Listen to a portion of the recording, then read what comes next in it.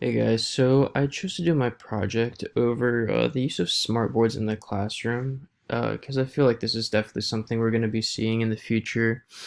Um, as early as 5 years, it's going to be the standard, maybe even 10. So, what is a smartboard? A smartboard is basically an alternative to the whiteboard, and it allows for a more interactive interface by allowing the teacher to project an image onto the board from their computer or even just from a preloaded image onto their smartboard and interact with it by drawing on it, moving it around, and letting their students interact with it as well. It's really good for um, tailoring it to your lesson instead of just having to do everything on a whiteboard. So how are smartboards being used? Smartboard are they're going to be replacing the whiteboards in the classroom as previously stated. They're going to be used to help the teachers make their lessons more interactive and engaging for their students, so they're going to be paying attention more and in turn learning more. And they're great for group work as they offer ways to easily collaborate between the student and the teacher and bringing all the work together to show to the class as a whole. So how have smartboards changed the classroom? Smartboards are allowing teachers to connect their lessons with outside sources, like from their computer. They can just project it right onto the screen instead of having to gather everything and present the information to their students. And it's also like easing the load on the teacher. Like the teachers aren't having to grade all the quizzes and all the assignments at once. Like they offer quicker questions and can definitely lessen the load on the teacher and get instant feedback.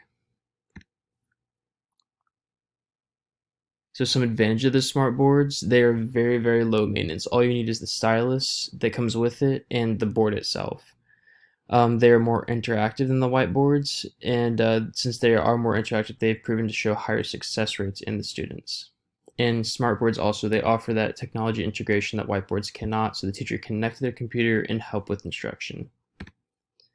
Some disadvantages of the smartboards are that the smartboards are a little bit pricey. Some lower income areas aren't going to be able to afford more than just a few for their school, therefore leaving the students at a disadvantage that aren't able to access these whiteboards or the smartboards. Sorry.